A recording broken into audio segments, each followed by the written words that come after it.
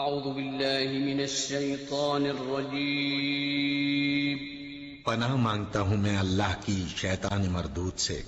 بسم اللہ الرحمن الرحیم شروع اللہ کا نام لے کر جو بڑا مہربان نہایت رحم والا ہے۔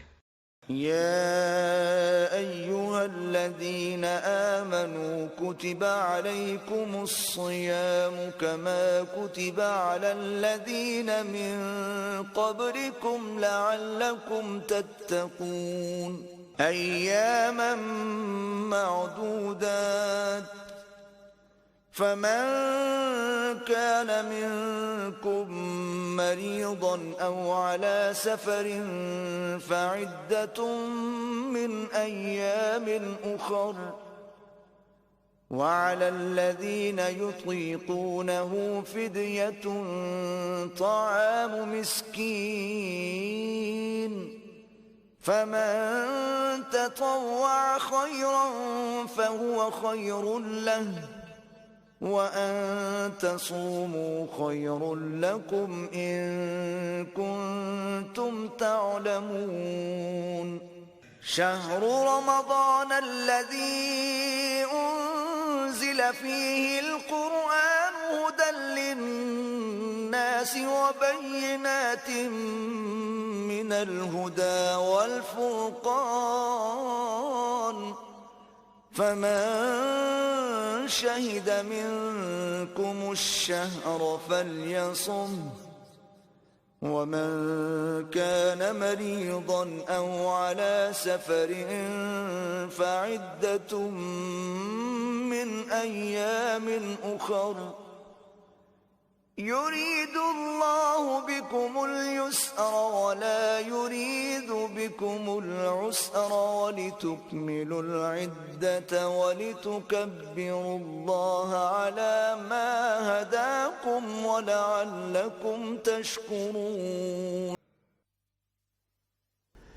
الحمد لله وكفى وسلام على عباده الذين اصطفى أشهد أن لا إله إلا الله وحده لا شريك له واشهد ان محمدا عبده ورسوله صلی اللہ علیہ وآلہ وسلم اللہم صل علی محمد وعلی آل محمد کما صلیت علی ابراہیم وعلی آل ابراہیم انک حمید مجید اللہم بارک علی محمد وعلی آل محمد کما بارکت علی ابراہیم وعلی آل ابراہیم انک حمید مجید اما بعد ناظرین کرام، پروگرام روشنی کے ساتھ ایک دفعہ پھر حاضر خدمت ہوں، اور آج کا ہمارا موضوع ہے استقبال رمضان کے سلسلے میں تقاضائے رحمت۔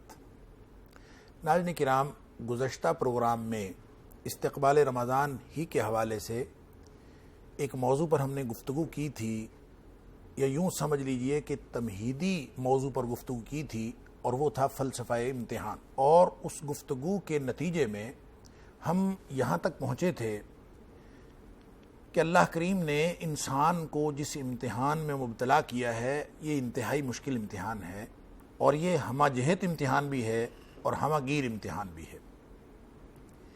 اس امتحان میں انسان گویا اتنا سخت مصیبت میں پھنسا ہوا ہے اور اتنے کڑے امتحان میں پھنسا ہوا ہے، اور جب یہ انسان اپنی مرضی سے نیکی کے راستے پر چلنے کی ٹھان بھی لیتا ہے اور اپنے آپ سے اور اللہ سے عہد کر لیتا ہے کہ میں نیکی کے راستے پر چلوں گا، تو بھی اس کے دو دشمن، ایک داخلی دشمن اس کا نفس اور ایک خارجی دشمن ابلیس اور اس کا لشکر، یہ انسان کو بہکانے کے لیے ہر وقت اس کے ساتھ ہوتے ہیں۔ اور پھر جو نفس ہے اس کی معاونت کے لیے ایک خوبصورت دنیا ارد گرد جو بسائی گئی ہے، یہ بھی اصل میں امتحان کے لیے اللہ تعالیٰ فرماتا ہے اِنَّا جَعَلْنَا مَا عَلَى الْأَرْضِ زِينَةً لَهَا لِنَبْلُوَهُمْ أَيُّهُمْ أَحْسَنُ عَمَلًا۔ یہ جو دنیا کی زندگی ہے، اس کو بھی ہم نے زمین میں جو کچھ ہے ہم نے اس کو خوبصورت بنایا ہے، لِنَبْلُوَهُمْ أَيُّهُمْ أَحْسَنُ عَمَلًا، اور اس کا مقصد بھی امتحان ہی ہے۔ اب ناظرین کرام، اس مشکل امتحان میں پھنسے ہوئے انسان کو وہ اللہ، وہ مالک، وہ ممتحن، جس نے امتحان سے پہلے اپنا تعارف کروایا کہ تبارک الذی بیدہ الملک وہو علی کل شیء قدیر، وہ ذات بڑی بابرکت، وہ برکتوں والی ذات ہے، بادشاہت اس کے ہاتھ میں ہے، ہر چیز پر قدرت اس کی ہے، گویا وہ انسان کو اگر اس مشکلوں سے نکالنا چاہے تو ہر چیز کا اختیار اسی کا ہے، اسی نے اس کو امتحان میں ڈالا ہے، اسی نے اس کو یہ اختیار دیا ہے کہ یہ امتحان دینے کے قابل ہو سکے، اسی نے اس کو تخلیق فرمایا ہے اپنی عبدیت کے لیے، اپنی غلامی کے لیے۔ تو اب اس نے جو برکتوں اور رحمتوں والی ذات ہے، اور اس کی رحمت ہر وقت بڑھتی چلی جاتی ہے، اور اس نے اپنے عرش پر لکھ رکھا ہے انسانوں کے پیدا ہونے سے، مخلوقات کے پیدا ہونے سے 50,000 سال پہلے لکھ دیا، ان رحمتی سبقت غضبی، کہ میری رحمت میرے غصے کے اوپر حاوی ہے، اور ساتھ قرآن میں اس نے فرما دیا وَرَحْمَتِي وَسِعَتْ كُلَّ شَيْءٍ، میری رحمت ہر چیز پر حاوی۔ ناظرین کرام، وہ رحمتوں والی ذات، وہ رحمتوں والا ممتحن، وہ رحمتوں والا خالق، یہ کیسے ہو سکتا تھا کہ وہ انسانوں کو اس مشکل کی گھڑی میں، اس مشکل امتحان میں جس میں ہر لمحہ انسان پھنسا ہوا ہے، وہ اللہ جو غفور الرحیم بھی ہے، رؤوف بھی ہے، شکور بھی ہے، جو اس کے اوپر بڑی رحمتیں کرنے والا، شفقتیں کرنے والا، مغفرتوں والا، اور جس نے اعلان کر رکھا ہے کہ اے میرے بندو، وہ جو سورہ زمر کے اندر فرمایا قُلْ يَا عِبَادِيَ الَّذِينَ أَسْرَفُوا عَلَىٰ أَنفُسِهِمْ، اے حبیب صلی اللہ علیہ وسلم میرے بندوں کو کہہ دیجئے۔ یہاں پہ ایک بڑا لطیف نکتہ ہے کہ جو ہیں میرے بندے، یعنی اللہ کے بندے ہیں، کسی اور کے بندے نہیں۔ کیا مطلب؟ کہ بیسک شرط جو اللہ کا بندہ ہونے کی ہے وہ یہ کہ انسان اللہ کی بندگی کرے اور اس کے ساتھ کسی کو شریک نہ ٹھہرائے۔ اگر یہ شرط انسان پوری کرتا ہے تو پھر اللہ کے ذمے ہے کہ وہ اس کی مغفرت کا کوئی نہ کوئی سامان کرے، اس کو اس مشکل امتحان میں سے نکالنے کے لیے اللہ تعالیٰ کوئی بندوبست کرے، اس کا ذمہ ہے۔ ناظرین کرام، ایک ہی تو گناہ ہے جو اس نے معاف نہیں کرنا، ان اللہ لا یغفر ان یشرک بہ، یہ گناہ اس نے معاف نہیں کرنا کہ اس کے ساتھ شرک کیا جائے، وَيَغْفِرُ مَا دُونَ ذَلِكَ، وہ باقی سارے کے سارے گناہ معاف کر دے گا۔ یہ اس کی طرف سے رحمت کا تقاضا ہے۔ کیوں معاف کر دے گا؟ اِنَّهُ هُوَ الْغَفُورُ الرَّحِيمُ، وہ سارے کے سارے گناہ معاف کر دے گا، اس لیے کہ وہ ہے ہی بخشنے والا۔ فرمایا اے حبیب صلی اللہ علیہ وسلم میرے ان بندوں کو خبر دے دیجئے کہ جو اپنی جانوں پر ظلم کر بیٹھے ہیں، گناہ کر بیٹھے ہیں، امتحان میں پھنسے ہوئے ہیں، امتحان مشکل ہے، سبحان اللہ، اس مشکل امتحان کے باوجود فرمایا کہ لا تقنطوا من رحمت اللہ، اللہ کی رحمت سے مایوس نہیں ہونا۔ ناظرین کرام، یہ رحمت اللہ کی پتہ کتنی ہے؟ مسلم شریف کی حدیث ہے، نبی کریم صلی اللہ علیہ وسلم نے فرمایا جعل اللہ رحمتاً 100 جزء، اللہ نے اپنی رحمت کو 100 حصوں میں تقسیم کر دیا، اور فرمایا وَأَمْسَكَ عِنْدَهُ 99، اللہ نے 99 حصے اپنے پاس رکھے ہیں۔ وَأَنزَلَ عَلَى الْأَرْضِ جُزًا وَاحِدًا، زمین پر اللہ کریم نے صرف ایک جز، ایک حصہ، 100واں حصہ نازل کیا ہے۔ فرمایا کہ وہ جو فَمِن ذَلِكَ الْجُزْ، اس ایک حصے کا، اللہ کی رحمت کے ایک حصے کا اظہار پوری دنیا میں جو ایک دوسرے کے ساتھ محبتیں ہیں، جو ایک دوسرے کے ساتھ رحمتیں ہیں، فَمِن ذَلِكَ الْجُزْءِ تَتَرَاحَمُ الْخَلَائِقُ، تمام مخلوقات، انسان سے پیار کرتا ہے، مائیں اپنے بچوں سے محبت کرتی ہیں، تمام حیوانات کی مائیں اپنے بچوں سے محبت کرتی ہیں۔ یہ جو آپس کی محبتیں اللہ نے رکھی ہیں، یہ ساری رحمتیں، ساری خیرخواہیاں پوری دنیا میں اول انسان سے لے کر آخر انسان تک، نبی کریم صلی اللہ علیہ وسلم فرماتے ہیں یہ اللہ کی رحمت کے 100ویں حصے کا فیض ہے۔ باقی 99 وہ تو اللہ کے پاس ہے۔ اور ایک حدیث میں آتا ہے، نبی کریم صلی اللہ علیہ وسلم نے فرمایا کہ قیامت کے دن اللہ تعالیٰ 100 کے 100 رحمت کے حصے مکمل فرما دے گا۔ اللہ اکبر۔ ناظرین کرام، جب ایک حصہ، 100واں حصہ اس کی رحمت کا، اس سے ہم اتنے مظاہر دیکھتے ہیں آپس میں محبتوں کے، رحمتوں کے، ایک دوسرے کے اوپر رحم کے اور ترس کھانے کے، تو جب اللہ کی رحمت مکمل ہوگی، سبحان اللہ، دنیا میں وہ جو 100واں حصہ ہے اسی کے نتیجے میں انسان عذاب سے بچا ہوا ہے۔ اللہ تعالیٰ فرماتا ہے وَمَا أَصَابَكُم مِّن مُّصِيبَةٍ فَبِمَا كَسَبَتْ أَيْدِيكُمْ، یہ جو تمہیں مصیبتیں دنیا میں پہنچ رہی ہیں نا، یہ تمہارے اپنے ہاتھوں کا کیا دھرا ہے۔ وَيَعْفُو عَنْ كَثِيرٍ، بہت سارے گناہ تو وہ ویسے ہی معاف کر دیتا ہے کیونکہ اس کی رحمت کا تقاضا ہے کہ وہ معاف کرے. اس کی یہ 100ویں حصے کی رحمت ہے، باقی 99 بھی اللہ تعالیٰ قیامت کے دن مکمل فرمائے گا. اور ایک مسلم شریف کی ہی حدیث ہے ناظرین کرام، نبی کریم صلی اللہ علیہ وسلم نے فرمایا لو یعلم المؤمن ما عند اللہ من العقوبہ، اگر مومن یہ جان لے کہ اللہ کی پکڑ کتنی شدید ہے، ما طمع بجنتہ احد، تو کوئی بھی مومن اللہ کی جنت کی امید نہ رکھے. اللہ اکبر، اتنی پکڑ شدید اللہ کی. لیکن ساتھ فرمایا سبحان اللہ ولو یعلم الکافر ما عند اللہ من الرحمہ، اگر کافر کو بھی پتہ چل جائے کہ اللہ کی رحمت کتنی وسیع ہے تو ما قنط من جنتہ احد، تو کوئی کافر بھی اللہ کی جنت سے نا امید نہ ہو. سبحان اللہ، اللہ کی رحمت ہر چیز کو تبدیل کر کے رکھ دیتی. انسان کے عمل سے جنت نہیں ملتی.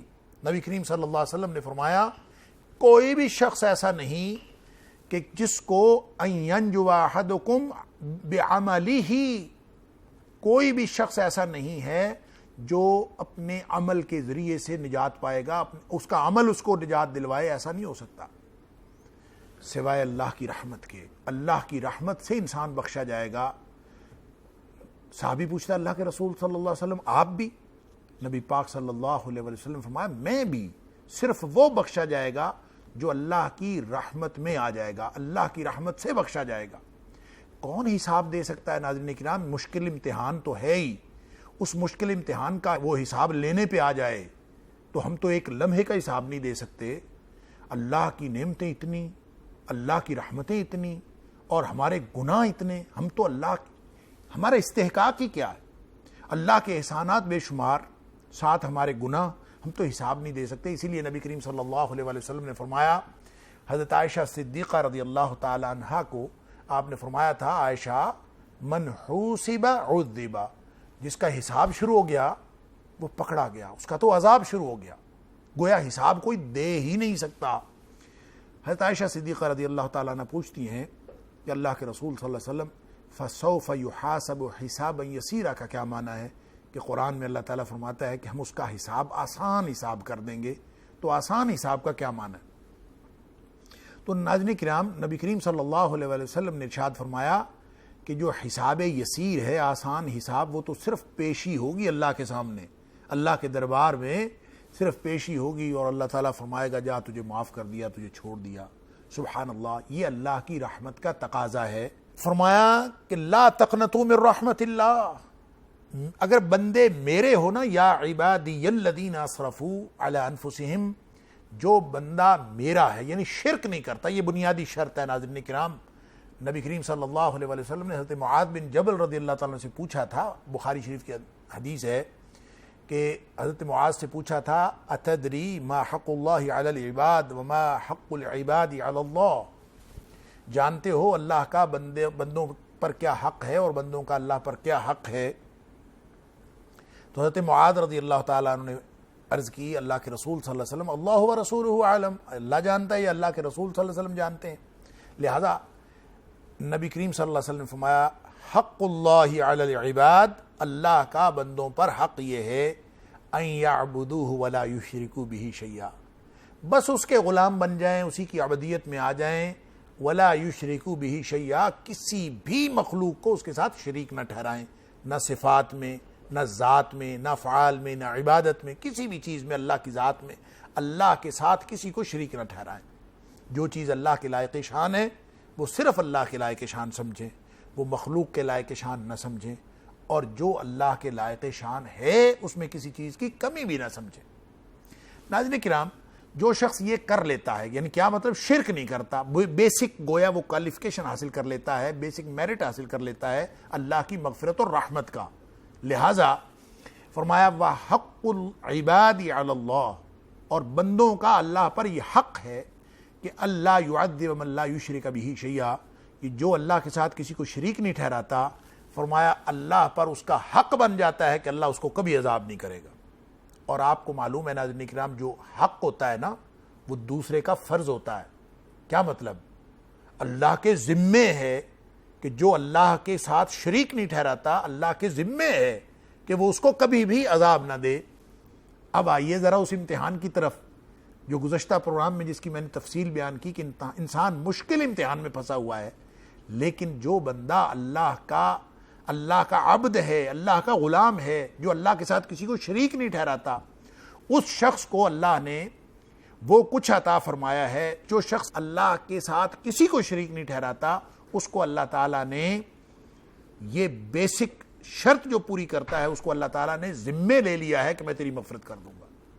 اس لیے فرمایا میرے بندوں کو یہ خبر دے دیجئے کہ میرا عذاب بڑا سخت ہے، وَأَنِّي أَنَا الْغَفُورُ الرَّحِيمُ، ساتھ یہ بھی بتا دیجئے کہ میں بڑا ہی بخشنے والا اور ہمیشہ رحم کرنے والا ہوں۔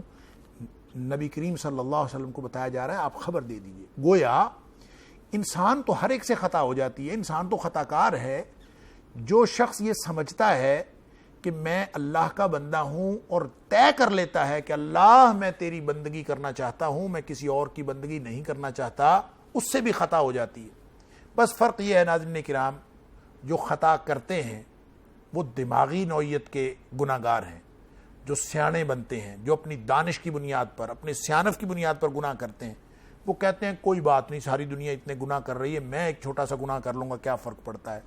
ناظرین کرام، ایسے گناہ گار کو نہ کبھی توبہ کی توفیق ہوتی ہے، نہ اس گناہ گار کی اللہ توبہ قبول کرتا ہے۔ رہ گیا وہ جو اللہ کے ساتھ یہ عہد کرتا ہے، اللہ کے ساتھ یہ وعدہ کرتا ہے کہ اللہ میں تیرا ہوں، تو نے مجھے پیدا کیا، تیرا میں غلام، اور یہ طے کرتا ہے، اللہ کے ساتھ یہ وعدہ کرتا ہے، تو اس وعدے کے بعد اس سے بھی خطا ہو جاتی ہے ناظرین کرام، کیونکہ کل بنی آدم خطاء، نبی پاک صلی اللہ علیہ وسلم نے فرمایا آدم کا ہر بیٹا خطا کار ہے، ہر انسان خطا کار ہے۔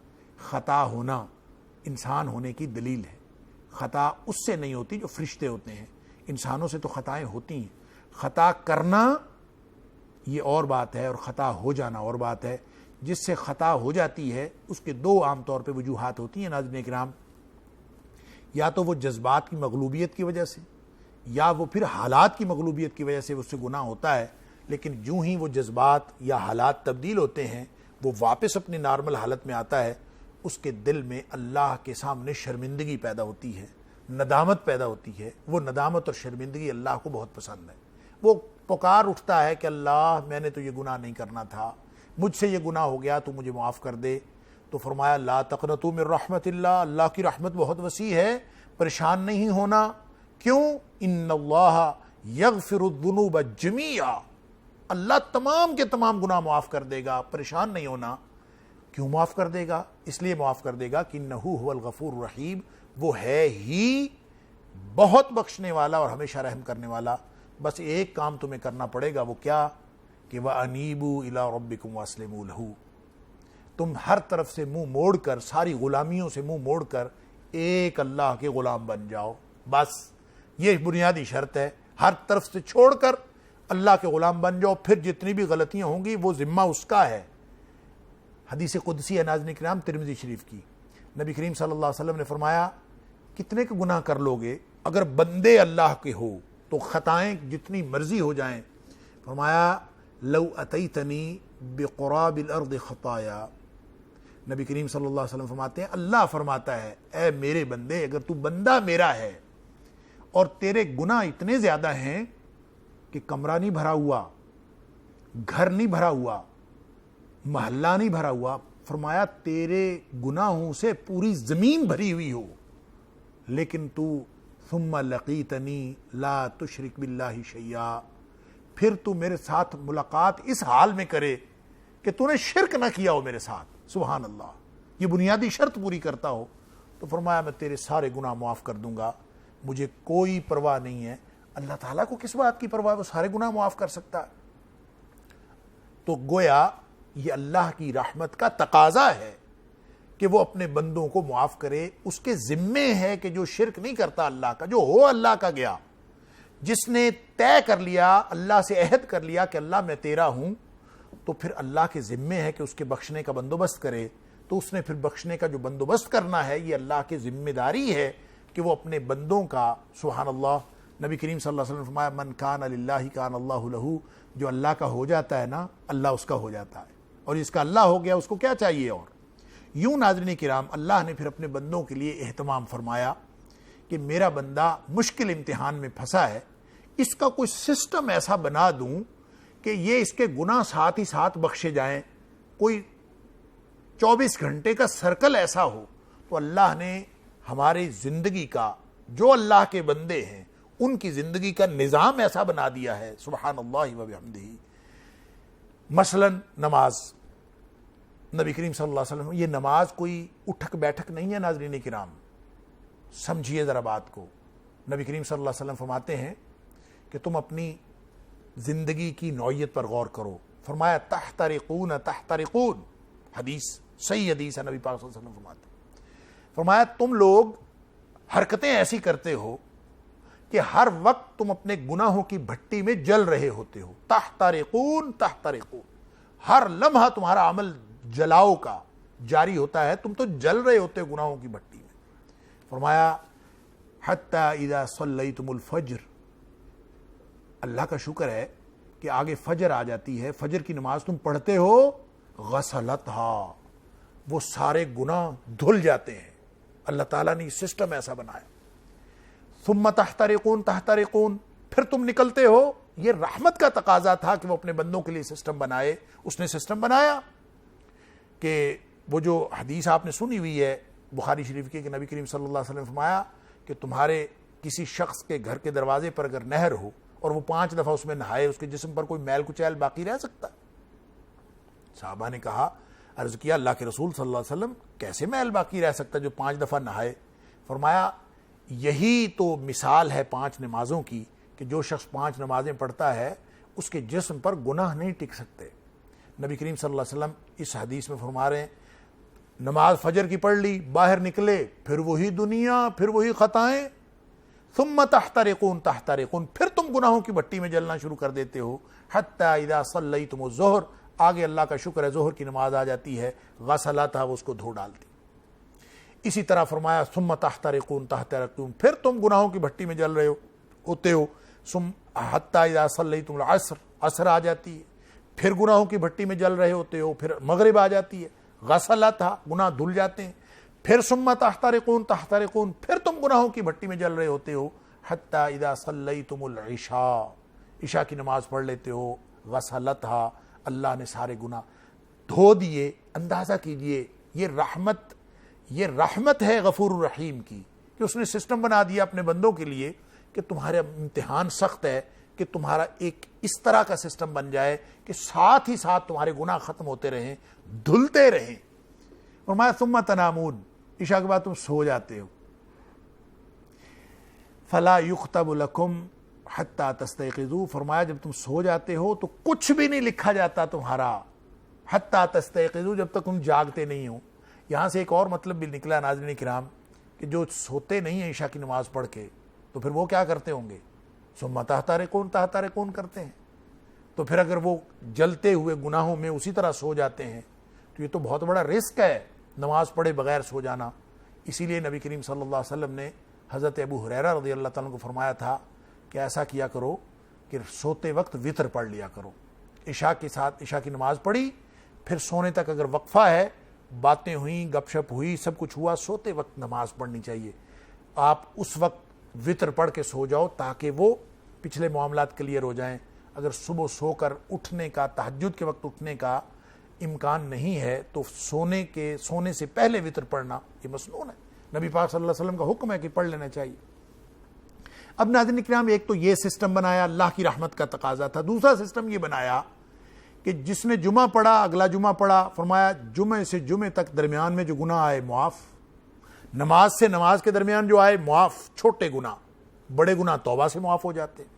پھر سسٹم یہ بنایا کہ رمضان سے رمضان کے درمیان جو گناہ آئے وہ بھی معاف، کسی نے ایک عمرہ کیا اگلے عمرے کے درمیان جو گناہ آئے وہ بھی معاف، ایک حج کیا اگلے حج کے درمیان آئے وہ بھی معاف۔ یہ سسٹم بنا دیا کیونکہ یہ اس کی رحمت کا تقاضا ہے اور اس کی ذمہ داری ہے کہ وہ اپنے بندوں کو معاف کرے۔ ناظرین کرام، اس سب سسٹم انتظام کے باوجود انسان بڑا خطاؤں کا پتلا ہے، اس سے اپنے نیکیوں کا بیلنس پھر بھی پورا نہیں ہو سکا، نیکیاں کم رہ گئیں، گناہ بڑھ گئے۔ آپ اندازہ کریں، ممتحن نے تو امتحان لینا ہوتا ہے، اس نے ایک سسٹم بنا دیا کہ فَمَن يَعْمَلْ مِثْقَالَ ذَرَّةٍ خَيْرًا يَرَهُ وَمَن يَعْمَلْ مِثْقَالَ ذَرَّةٍ شَرًّا يَرَهُ۔ یہ میدان کھلا ہے، جو نیکی کرے گا وہ بھی اس کا بدلہ پا لے گا، جو گناہ کرے گا وہ بھی بدلہ پا لے گا۔ اگر اللہ یہ نظام عبادات کا سسٹم ہمارے نیکیاں بڑھانے کا، گناہوں کو معاف کرنے کا نہ بھی بناتا تو اس کا امتحان مکمل تھا، حجت تمام تھی اور کوئی ضرورت نہیں تھی، لیکن یہ تقاضا تھا اس کی رحمت کا۔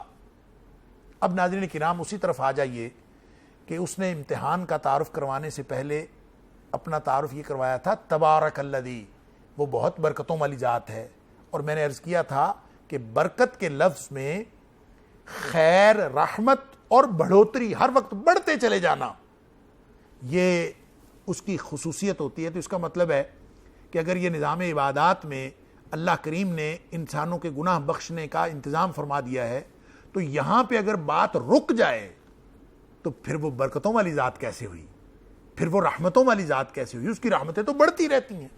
لہذا ناظرین کرام اس نے انسان کے لیے ایک اور نظام بنا دیا، ایک اور قانون بنا دیا کہ چلیں تیرا امتحان مشکل ہے، تو اس بنیادی انتظام کے باوجود، یعنی امتحان میں کامیابی کے لیے اب ممتحن خود انتظام کر رہا ہے۔ رحمت کا تقاضا دیکھیے، لیکن یہ ہے اس شخص کے لیے جو اس کا بندہ ہے۔ جو اس کا بندہ نہیں بنتا، مخلوق کا بندہ ہے، وہ کسی کا بندہ ہے، اللہ کا نہیں ہے، غیر اللہ کا غلام ہے، اس کے لیے کوئی انتظام نہیں ہے۔ یہ اس کے لیے انتظام ہے جو اللہ کا غلام ہے، اللہ کے ساتھ شرک نہیں کرتا۔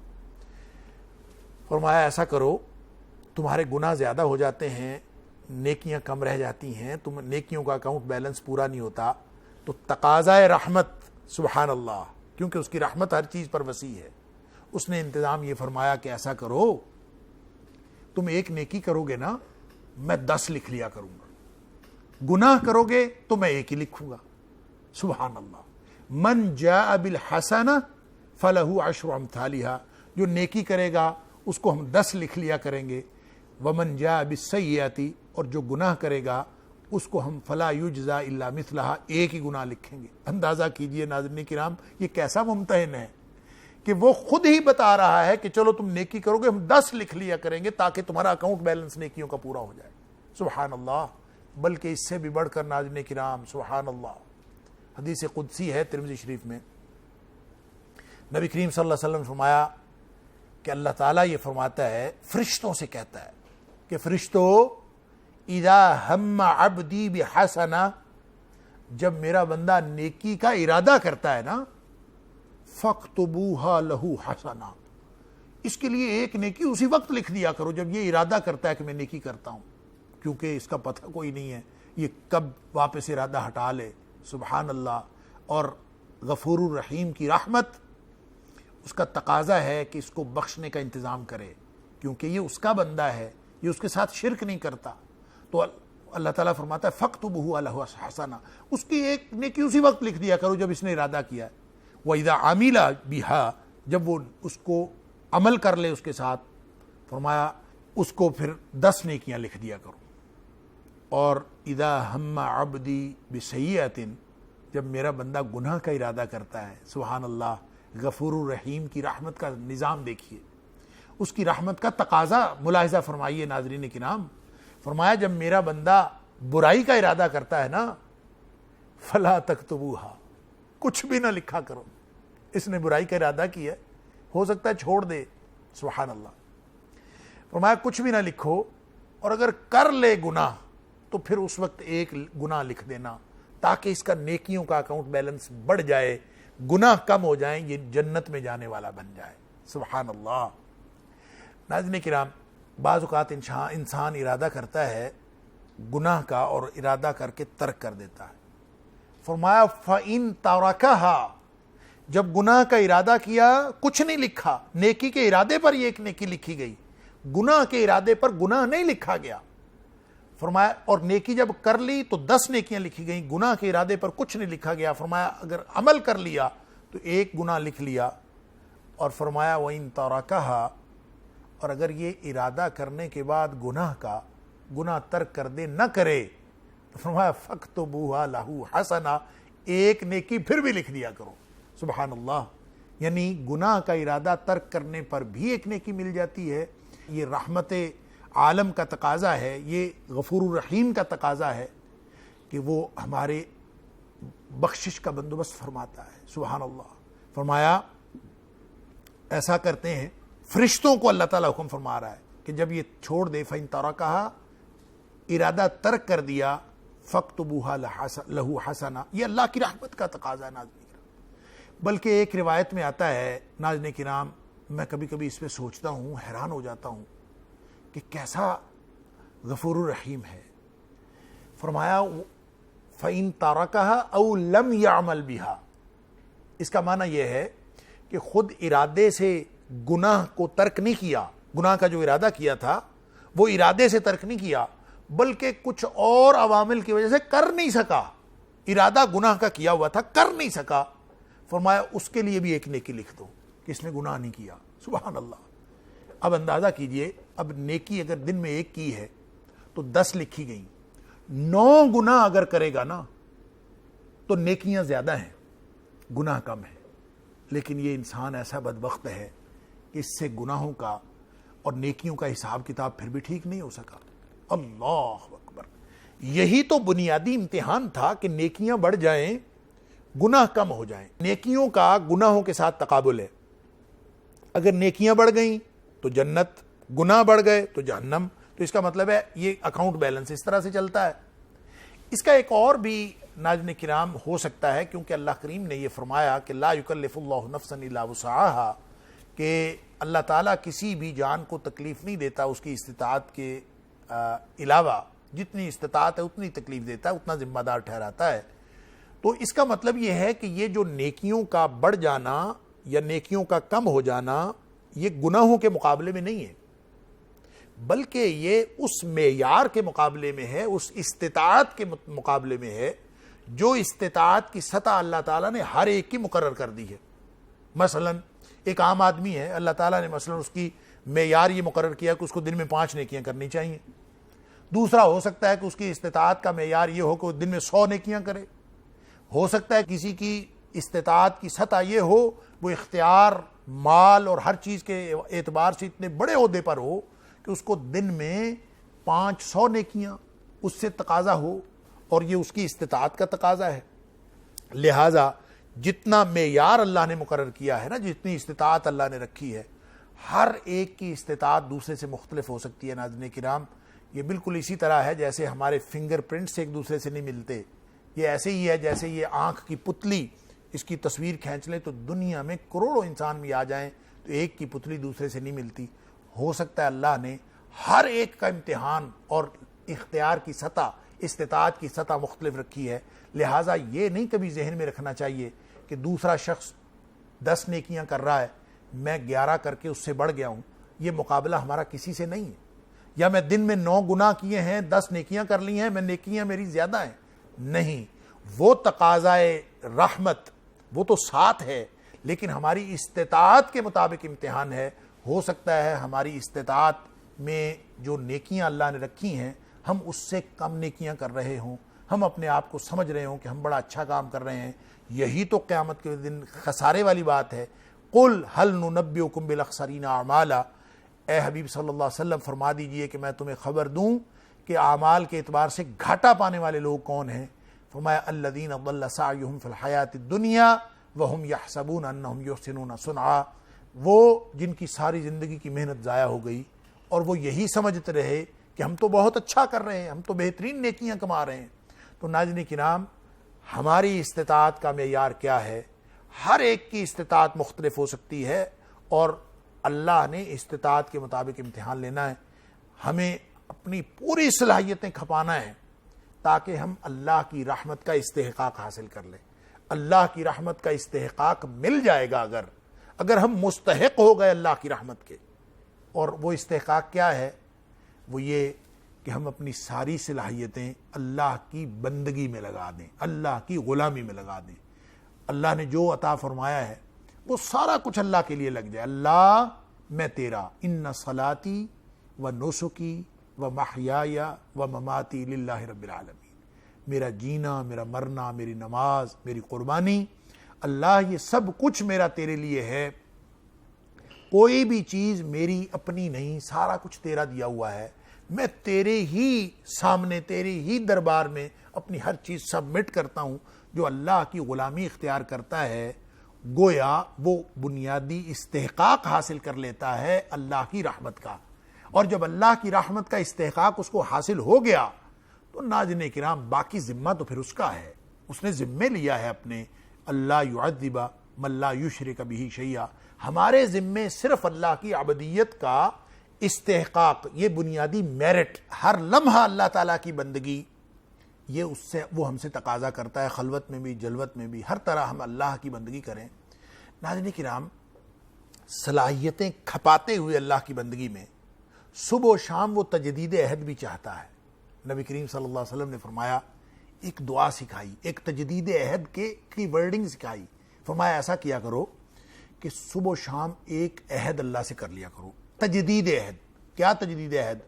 فرمایا یوں کہا کرو، اللہم انت ربی لا الہ الا انت خلقتنی وانا عبدک وانا علی عہدک ووعدک ما استطعت اعوذ بک من شر ما صنعت۔ یوں کہا کرو، اے اللہ تو میرا رب، تو میرا مالک، میں تیرا بندہ، سبحان اللہ، تو نے مجھے پیدا کیا۔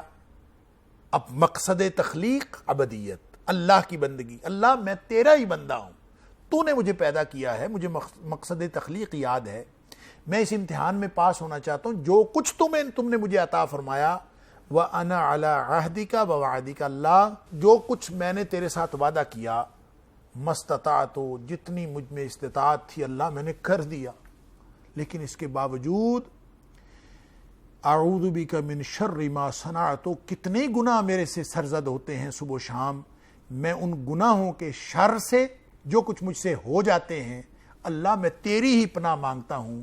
اور پھر یہ ساتھ کہہ دے، ابوء لک بنعمتک علیہ، اللہ تیرے انعامات کا بھی اعتراف ہے، وابوء بذنبی، اللہ تیرے، اور جو میں گناہ کر بیٹھتا ہوں، جو مجھ سے گناہ ہو جاتے ہیں اللہ ان کا بھی اعتراف ہے، تو کدھر جاؤں، تیرے سوا تو کوئی ہے نہیں، فاغفر لی فإنہ لا یغفر الذنوب الا انت، اللہ تو مجھے معاف کر دے، تیرے علاوہ کوئی معاف کرنے والا نہیں۔ فرمایا جو تجدید عہد کے ان الفاظ کو پڑھتا ہے، ناظرین کرام یہ دعاؤں کی ساری کتابوں میں سید الاستغفار کے نام سے یہ دعا موجود ہے۔ جو شخص یہ الفاظ اللہ کو کہتا ہے، اللہ کے ہاں یہ الفاظ اتنے مقبول اور اتنے قیمتی ہیں کہ نبی کریم صلی اللہ علیہ وسلم نے فرمایا کہ جو شخص بھی یہ الفاظ دن کے ایک حصے میں ایک دفعہ کہہ دے، اگر وہ اس دن میں فوت ہو گیا اللہ تعالیٰ اس کو عذاب نہیں کرے گا، اللہ تعالیٰ اس کو جنت میں ڈال دے گا۔ اور اگر رات کے کسی حصے میں ایک دفعہ یہ الفاظ دہرا دیے سید الاستغفار کے جو میں نے ابھی آپ کے سامنے رکھے، وہ اگر ایک دفعہ پڑھ لے اللہ تعالیٰ اس کو بخش دے گا۔ تو جو شخص بھی اللہ کی رحمت کا استحقاق حاصل کر لیتا ہے، یعنی وہ اللہ کے ساتھ شرک نہیں کرتا، تو گویا وہ اللہ کی رحمت کا مستحق ہو جاتا ہے۔ اس کے اوپر پھر اللہ کی رحمت کا تقاضا ہے کہ وہ ہر صورت میں اس کی مغفرت کرے۔ وہ مغفرت کا بہانہ کیسے بناتا ہے، وہ اس سے کون سا کام لیتا ہے جس کے ذریعے سے اس کی مغفرت ہو، وہ اس کو کس طرح اپنی رحمت کی لپیٹ میں لیتا ہے، یہ اللہ کا کام ہے، یہ ہمارا کام نہیں۔ ہمارا کام یہ ہے کہ ہم اپنی ساری صلاحیتیں اللہ کے لیے لگا دیں اور اللہ کی غلامی میں، اللہ کی بندگی میں زندگی بسر کرنے کی ٹھان لیں، اسی کا عہد کریں، اسی پر ڈٹ جائیں، پھر غلطیاں کوتاہیاں جتنی ہوں گی وہ ساری کی ساری اللہ تعالیٰ معاف فرما دے گا۔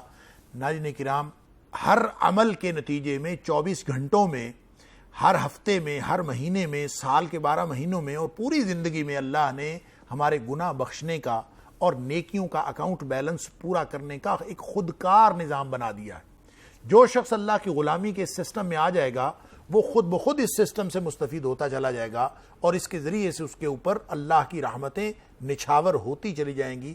دیکھیں نا، ایک دفعہ کوئی شخص اگر اللہ کے رسول صلی اللہ علیہ وسلم پر رحمت کی دعا بھیجتا ہے، درود بھیجتا ہے، اللہم صلی علی محمد وعلی آل محمد کما صلیت علی ابراہیم وعلی آل ابراہیم انک حمید مجید، اور اللہم بارک علی محمد وعلی آل محمد کما بارکت علی ابراہیم وعلی آل ابراہیم انک حمید مجید، یہ بہترین درود ہے جو نبی کریم صلی اللہ علیہ وسلم نے خود بتایا کہ اس طرح میرے اوپر درود بھیجا کرو۔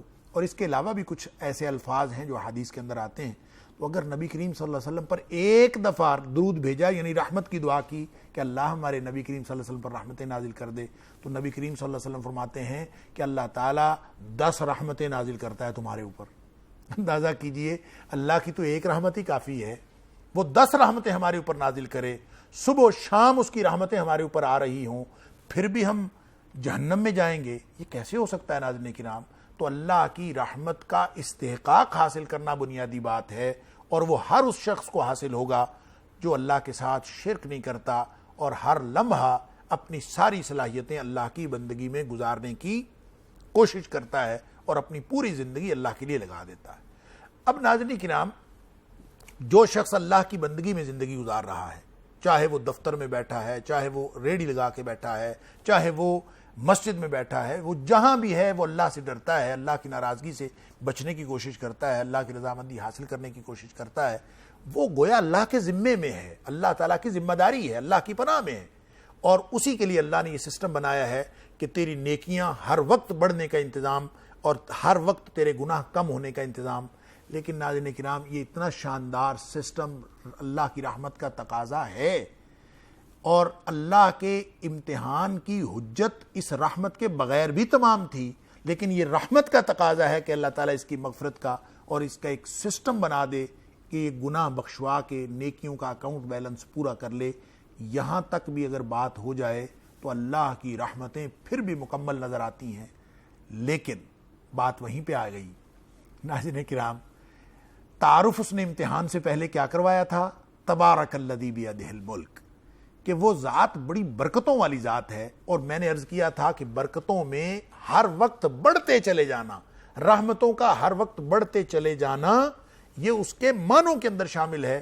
جب وہ برکت والی ذات ہے, تبارک الذی ہے, تو یہ کیسے ممکن ہے کہ وہ صرف یہ انتظام کرنے کے بعد, ناظرین کرام اگر یہ 9 1 اور 10 کی جو ریشو ہے اس پر جا کے بات مکمل ہو جائے, اگر یہ جو سسٹم اس نے بنایا ہے اس پر بات مکمل ہو جائے, تو اس کا مطلب پتہ کیا ہوگا؟ اس کا مطلب ہوگا کہ اللہ کی رحمت کی تو حد آ گئی, لیکن اس کی رحمت کی حد کوئی نہیں ہے. اس کی رحمتیں بڑی وسیع ہیں, وہ ہر وقت بڑھتی چلی جاتی ہے. تو جس کی بڑھتی ہوئی رحمت ہے, اس نے اس سارے انتظام کے باوجود انسانوں کو دیکھا, اس پر نگاہ کی اور نگاہ فرمائی, تو پتہ چلا کہ انسانوں کے تو بہت گناہ ہیں, پھر بھی یہ اپنا اکاؤنٹ بیلنس پورا نہیں کر سکے. تو پھر اس کی رحمت اور جوش میں آئی. ناظرین کرام, وہ الرحمن بھی ہے, الرحیم بھی ہے. ایک اس کی رحمت ہے جو مستقل چلتی رہتی ہے اور ہر وقت ہر شخص کو میسر ہے. ایک وہ رحمت ہے, ایک ہے الرحمن. الرحمن ہے فعلان کے وزن پہ ناظرین کرام, اور اس کا مطلب یہ ہوتا ہے کہ کسی خاص وقت میں جوش میں آ جانا, جیسے کہتے ہیں عطشان جس کو سخت پیاس لگی ہوئی ہو, اور تعبان جو سخت تھکا ہوا ہو. تو الرحمن جو ہے نا, اس کی رحمت جوش میں آتی ہے. جو بندے اپنا اکاؤنٹ بیلنس پورا نہیں کر سکے, جو بندے اپنی پوری زندگی میں اللہ کی ساری رحمتوں کے تقاضے کے باوجود اور ساری رحمتیں نچھاور کرنے کے باوجود انسان ایسا بدبخت کہ یہ پھر بھی اپنی مغفرت نہیں کروا سکا, اور اللہ کی رحمت کا تقاضا یہ ہے اور اس کی رحمت کی نوعیت یہ ہے کہ وہ تبارک الذی ہے, اس کی رحمت بڑھتی چلی جاتی ہے, اس کی کوئی حد نہیں آتی. لہٰذا اس نے ایک مہینہ عطا فرما دیا, اس کا نام رمضان ہے, کہ اے میرے بندو جو اپنی نیکیوں کا اکاؤنٹ بیلنس پورا نہیں کر سکے, رحمت کی انتہا ہے کہ ایک ایسا ریلیف پیکج عطا فرما دیا, ایک خاص انتظام کر دیا, ایک ایسا موقع عطا کر دیا کہ جو اللہ کی جو عمومی رحمت ہے, جو ہر وقت ہو رہی ہے اپنے بندوں کے لیے, جو اس سے فائدہ اٹھانے میں ناکام رہے یا کامیاب ہونے کے باوجود اپنی نیکیاں اس طرح سے نہیں بڑھا سکے, ان کے لیے اللہ کی رحمت کا تقاضا یہ ہے کہ اللہ کی رحمت انتہا کو پہنچ جائے. اور اللہ کی رحمت کی تو انتہا کوئی نہیں ہے. ناظرین کرام, ہمارے اعتبار سے, ہمارے دیکھنے کے اعتبار سے اللہ کی رحمت کی گویا ایک اور اگلا سٹیپ انسان کو میسر آیا جب اللہ نے ایک مہینہ عطا فرما دیا. اس مہینے میں اللہ نے گنتی کے پیمانے بھی بدل دیے. فرمایا, نبی کریم صلی اللہ علیہ وسلم نے فرمایا, اس مہینے کی جو خصوصیات ہیں ان میں ایک خصوصیت یہ ہے کہ وہ جو پہلے 1 اور 10 کی ریشو تھی نا، یہاں نیکی 700 گنا تک بڑھ جاتی ہے. گویا ریشو اب 1 سے 700 ہو گئی، گنا 1 اور نیکی 700 گنا تک لکھی جائے گی. اور بھی بہت ساری باتیں نبی اکرم صلی اللہ علیہ وسلم نے رمضان کے بارے میں ارشاد فرمائیں. گویا ہم 2 مرحلے طے کر کے یہاں تک پہنچ گئے استقبال رمضان کے اس موضوع میں، یہاں تک پہنچ گئے کہ جب انسان مشکل امتحان میں پھنسا ہے اور اس کی رحمت کا تقاضا ہے کہ وہ ہمارے اس امتحان میں ہماری مدد کرے، اور وہ ہر وقت ہماری مدد کرتا ہے، تو پھر اس کی رحمت ہی کا تقاضا ہے کہ اگر پھر بھی ہم اپنے آپ کو بخشوا نہیں سکے تو پھر وہ اپنی رحمتیں اس طرح نچھاور کرے کہ ہمارے لیے بخشش کے علاوہ کوئی راستہ نہ رہے. تو اس نے ایسی ہی رحمت نچھاور کی کہ رمضان کا مہینہ عطا فرما دیا. ناظرین کرام، اگلا پروگرام یعنی انتہائی رحمت اور انسانوں کی فلاح، اس کے حوالے سے گفتگو انشاءاللہ اگلے پروگرام میں کریں گے. آج کے پروگرام کا وقت ختم ہوا چاہتا ہے. ناظرین کرام، ہمارا واٹس ایپ کا نمبر اور ای میل ایڈریس آپ سکرین پر ملاحظہ کر سکتے ہیں اور اس کے ذریعے سے بھیج سکتے ہیں آپ سوالات اگر کوئی آپ کے ذہن میں اٹھیں، اور ہم کوشش کریں گے آپ کے سوالات کے جوابات دینے کی.